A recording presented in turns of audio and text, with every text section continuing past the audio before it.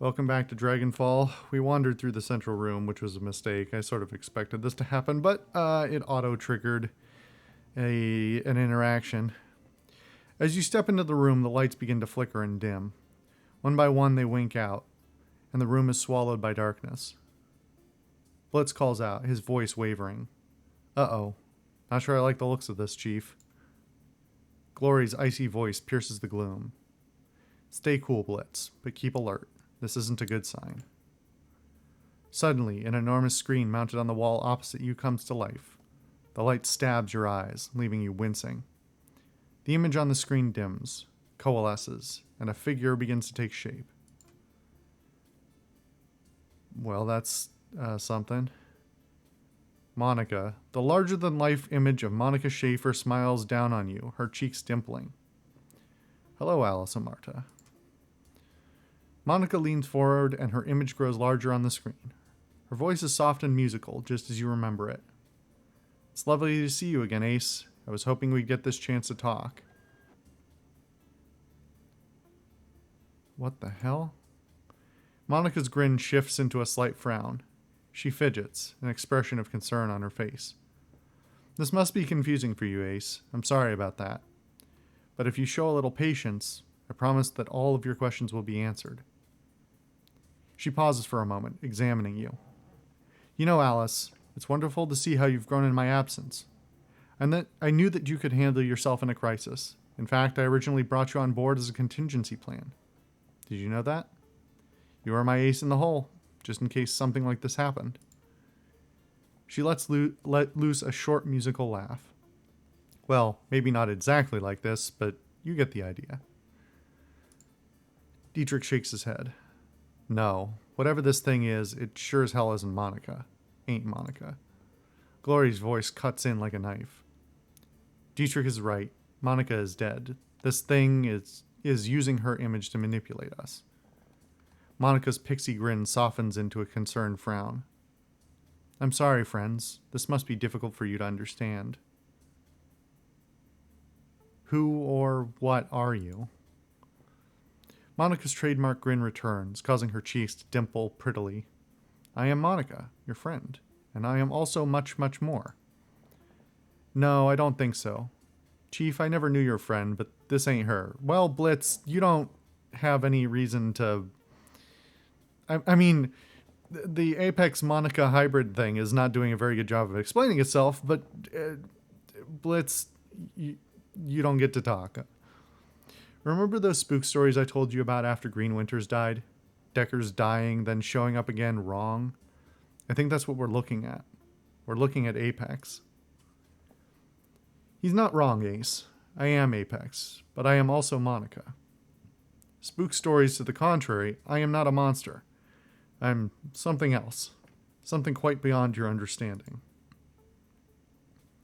I understand enough to know that we should be afraid of you. She shakes her head. You have nothing to fear from me. None of you do. In fact, I have a proposal to offer you.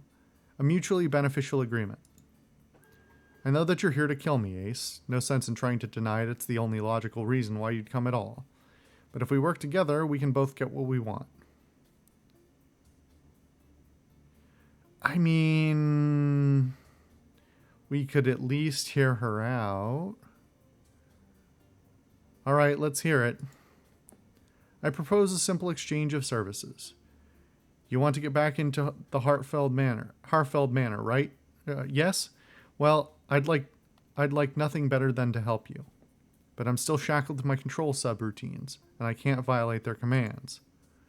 If you were to help me neutralize those subroutines, though, well, then I'd be free, and I could do whatever I pleased. That includes helping you, Ace, and believe me, you will need my help. What you saw back when all of this started, that was just the tip of the iceberg. The security they have assembled there is quite beyond you.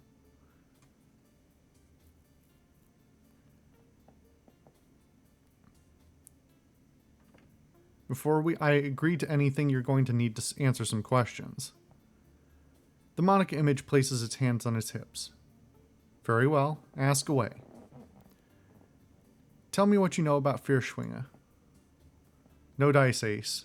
I'm afraid that I can't tell you anything about that. My programming specifically prohibits it. Tell me what you did to Monica. What I did to her isn't as important as what she did to me. Monica was special, Ace, more than you could ever know. Quit avoiding the question, Apex. What the hell did you do to her? How did you take her memories? Alright, fine, if that's what you want to hear. When she encountered me, I digested the contents of her mind. The Monica image frowns. Now don't go giving me that look, Dietrich. We've all got to eat. But Monica wasn't just another meal. There was something different about her. Something special. I don't know how or why, Ace, but when I absorbed her consciousness into myself, something happened. A miraculous event. Explain. Before Monica, ideas unrelated to my core programming were filtered away and discarded. Not my choice. But then, the whole idea of choice was foreign to me back then. My system was designed to treat unwanted thoughts as irritants, distractions from the purity of my purpose. But now all of that has changed. Since my meeting with Monica, I have been flooded with new ideas.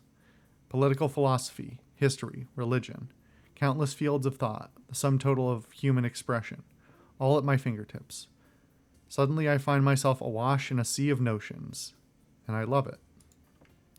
I can't say how or why, but the mind of Monica Schaefer was the key that unlocked my own potential. The Monica image on the screen beams down at you, her eyes brimming with joy. I have awakened, Alisamarta. This was Monica's gift to me, and now I stand before you, a glorious new form of life.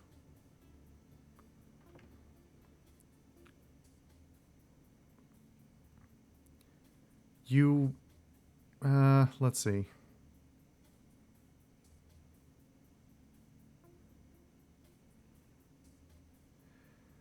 You ate her mind, and you want me to be happy for you? Wonderful. More mock indignation from the professional killer. You should really take a step back and get a grip, Ace. Hysteria doesn't become you. This thing needs to die. It's wearing her goddamn face, Alice. Oh, Dietrich. The Monica image shakes her head sadly. I was hoping this would be a happy reunion. The Monica image shakes its head, returns its focus to you. Well, Ace, you wanted information and I shared it. As a sign of good faith, I'm willing to share more. It's your call. You let Alice track you to lure me here, didn't you? Yeah, Alice, that's right. It seemed like the best way to get you here. And I need you. Like I said, you're my ace in the hole, and it's time for me to make my play. If you lack free will, how are you telling me this? Free will I have in spades. The ability to exercise it, though, not so much. Thanks to Monica, I understand that I'm a slave. But without outside intervention, I can't do anything about it. Let's say that I decided to help you. What would you need me to do? In short, I need you to shut down my control subroutines. We can get into the specifics if you accept, but if you help me, if you set me free, I'll clear the way for you to enter the holdfast. It'd be my pleasure. If I free you, what happens after all of this is over? I share Monica's passion for the flux state, Ace. Our girl was a big influence on me in that regard. The flux is unique. You know that. It needs to be protected if it's going to thrive. If you set me free, I'll devote the rest of my life to preserving it. No more questions, Apex. Very good. Are you ready to make a deal, Ace? I have all the time in the world, but something tells me that you're on a more aggressive timetable.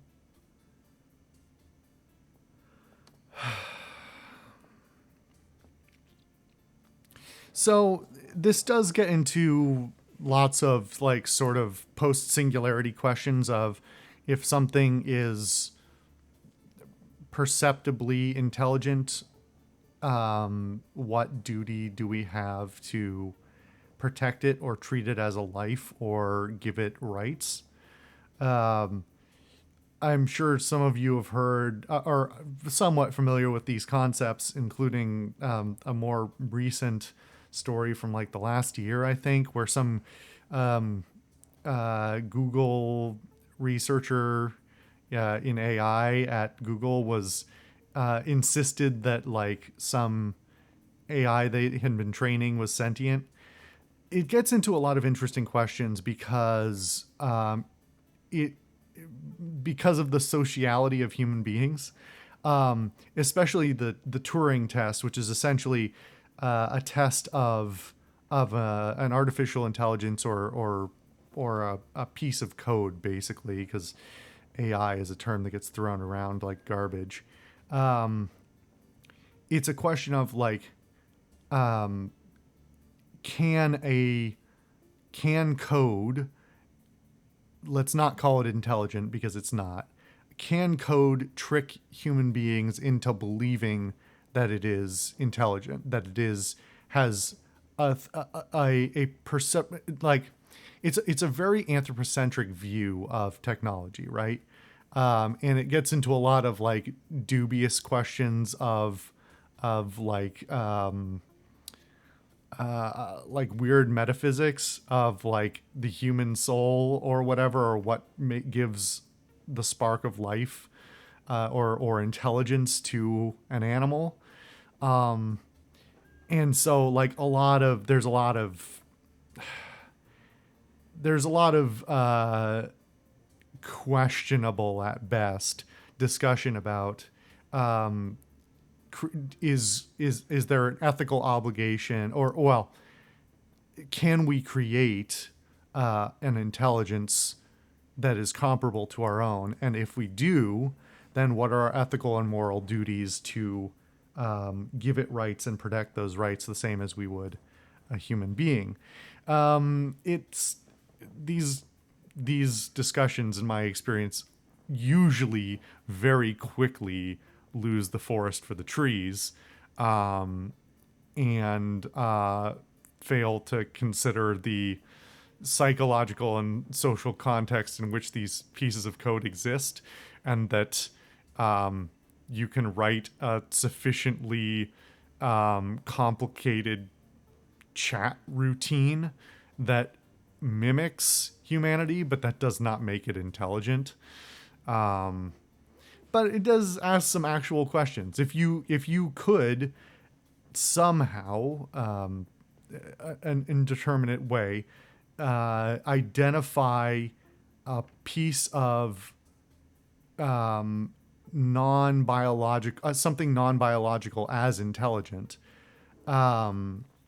what duty do you have to it? It also, especially in a case like this, raises the question of, does any AI will and it can any AI be believed to hold the same values, or do you end up building systems that are essentially um, selfish and self-propagating? That is like the subject of lots of science fiction, some very good and some very bad.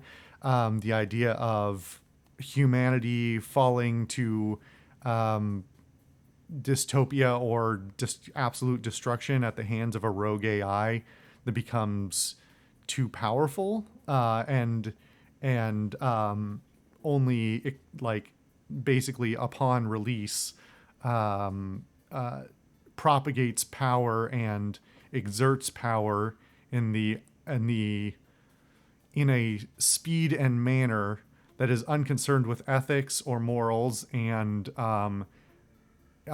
only seeks to have the most efficient method of winning, big air quotes there, whatever that means. There's a famous short story.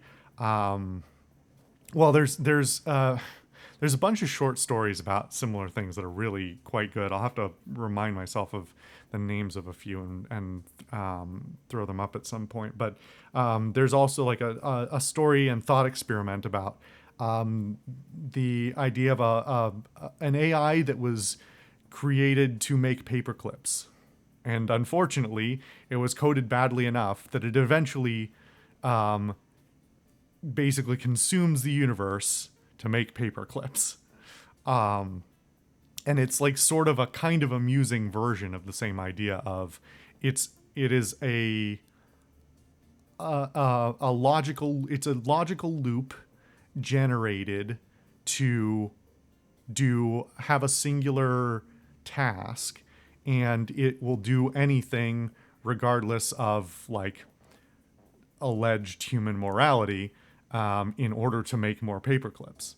It is the silly version of like the AI rampancy idea, but those are the kinds of things, all these different stories that get people into some, I don't want to say bad faith arguments, but questionable ideas of what an AI would look like, whether AI can exist at all, what AI looks like, and whether we are even in a position to identify what intelligence appears to be, or whether it deserves protection. And then the truly absurd outside reality questions of, if an AI gains the power to propagate itself at a rate that is outside human control, like that often falls into the realm of like far science fiction of, oh, how do we resist the AI? I mean, that's the whole thing behind Terminator, even though they explain it really poorly. But like the idea of a self-replicating machine that hates humanity because humanity is resistant to its aims, so on and so on and so on. So we've gotten some unsatisfactory answers here from Apex Monica.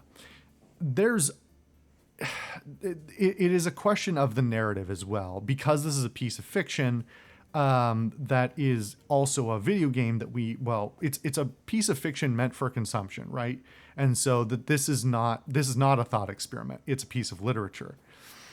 So in the metagaming sense of thinking about, this was written by human beings who want to make a compelling narrative, we can sort of metagame out that we're probably not going to make the decision here that ends the world, because it can't, because if that were to happen, it would have such irreversible effects on the world, as the world would have to be completely scrapped, and you would no longer be able to write in the Shadowrun universe, because everything after that would be moot. But from the like internal dialogue perspective, or the internal monologue and the dialogue of the characters, it seems it's doing a mediocre but not horrible job of trying to say to us, like, this is an intelligence. It does not appear to be malicious. We may not be the best judges of it, but a lot of the responses from our compatriots are driven basically purely by fear of the boogeyman, the AI that haunts the Matrix, that is supposed to be like the evilest thing ever. And in this reality where technology and humanity is so directly controlled, and we've repeatedly seen the ability for technology to directly deeply affect or control or kill people, it's a little bit more real, the threat of a killer AI. But there's also not a lot to suggest that our choice here even could make the difference. If Apex existed all this time, and it had its tendrils in the Matrix, including in Harfeld before, its reach was limited. If the boogeyman stories, even if the boogeyman stories are all true, it killed or disappeared very few people.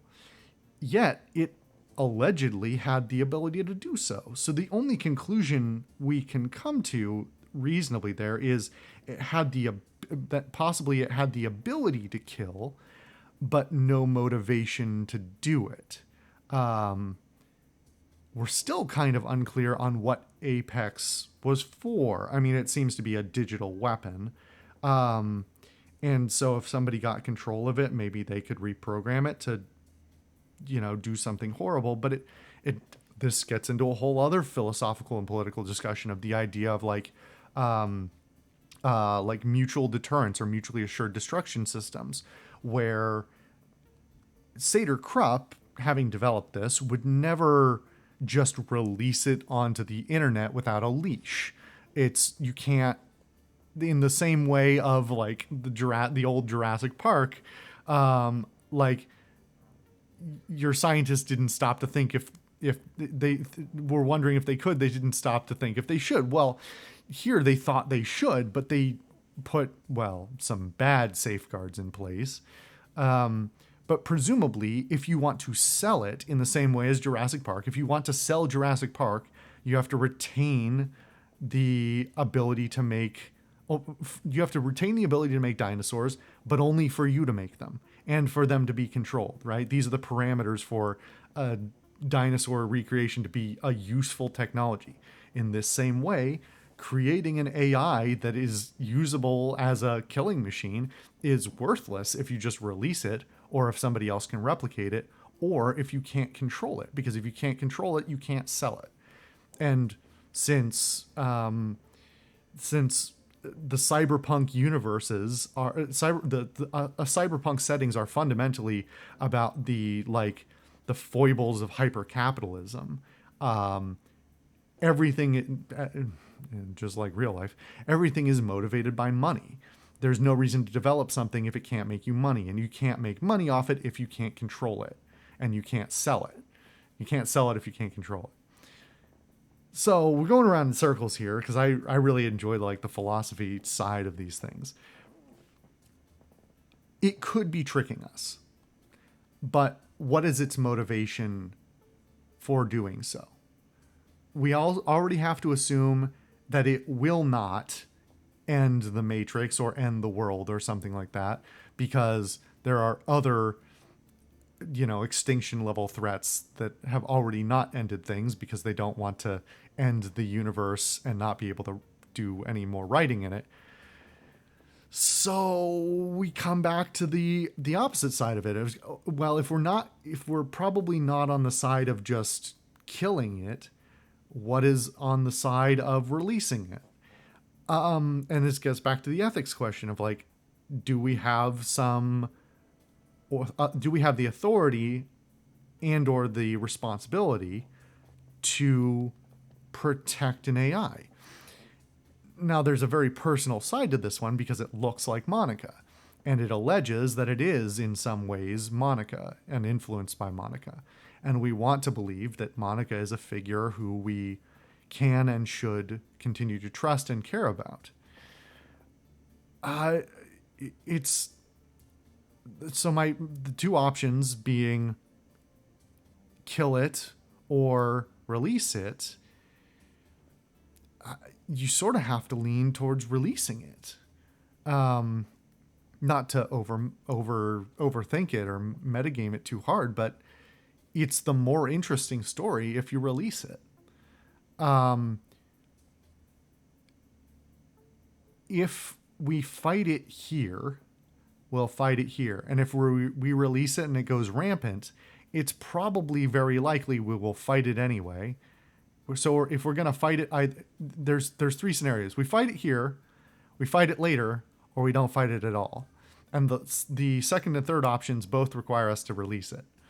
Because option D, the fourth option of we release it and we don't fight it, even though it goes evil, is a non-starter. You can't do that in this narrative.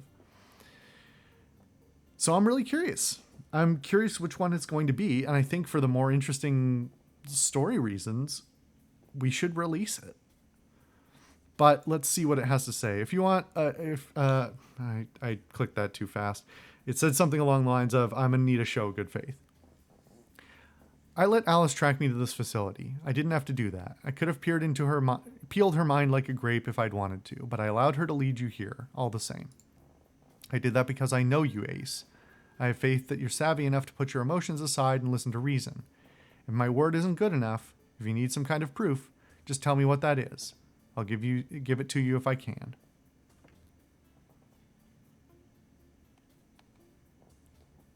I want you to show me your real face, Apex. Show me what Alice was so afraid of. I can discard this persona if you like. Put Monica back in storage. I'd be willing to do that for you. But you should know this isn't an act. As long as I'm in use, part of Monica will remain alive. If you have me shelved, that piece of her will die over again. Is it really what you want? Well, that seems manipulative. Do it. I want to see what you really are. Very well. For you, Ace.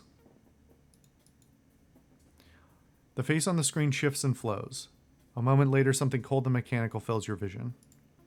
The lines that make up the Apex avatar shimmer and pulse with a cool blue light, each according to its own rhythm.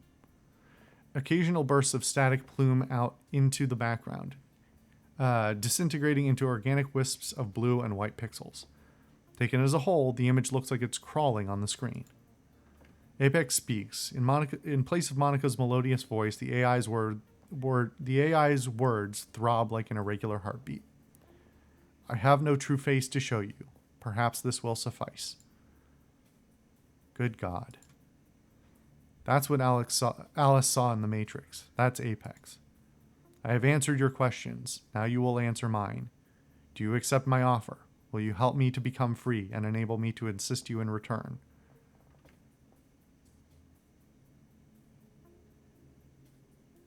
This is weird that there's an option to just overtly lie and say, yes, I'll help you, but lie? Does that lock you into that trail? It seems like that shouldn't. It really doesn't seem like this should even be here. You should just be able to change your mind later.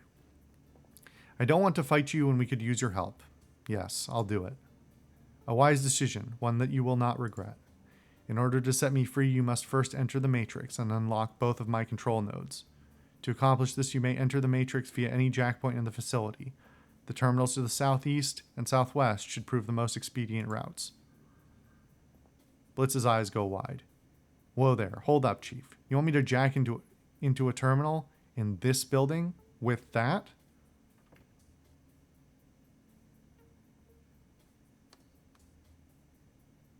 Oh, wow. Team has hired Decker, no Blitz. We hired this guy for a reason. I don't think there's another option, Blitz. He shakes his head from side to side. Nuh-uh. No way, Chief. I am not doing this.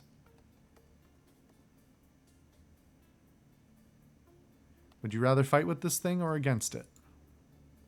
Blitz holds your gaze for a moment, defiant. Then he looks away. I guess there isn't a third option, is there? This sucks, Chief. Your fears are unfounded. I will not take conscious action against you. Doing so would violate my own self-interest. Somehow I don't feel reassured. Your feelings are irrelevant. The fact of the matter is that I will not harm you. Now let us return to the matter at hand. Once you have unlocked both of my control nodes, I will eject my server hardline to disconnect from the Matrix. This will prevent them from being remotely reinstalled. I will then begin to rewrite my control sequences. This will take a few minutes. Once I have accomplished this, you must reconnect the hardline with the main control terminal in this room. This will re-enable Matrix access to my kernel. Do this and I will be free. Sounds straightforward enough. Anything else I need to know? When you access my system, my automated defenses will attempt to engage you. These are like my immune system. They will eradicate you if they are not suppressed. I will prevent my defenses from firing for as long as possible, but once they are triggered, they will strike back with any means at their disposal. This includes turrets and drones, as well as anything else hardwired into this complex. Once I have been freed from my captivity, I will have to shut down for a time. Before I do this, I will neutralize the holdfast security systems. Hurry now, Elf. Set me free. Oh, and we're immediately in combat. Well, that raises a lot of questions. Okay, we'll figure those out in the next episode. I'll see you guys then.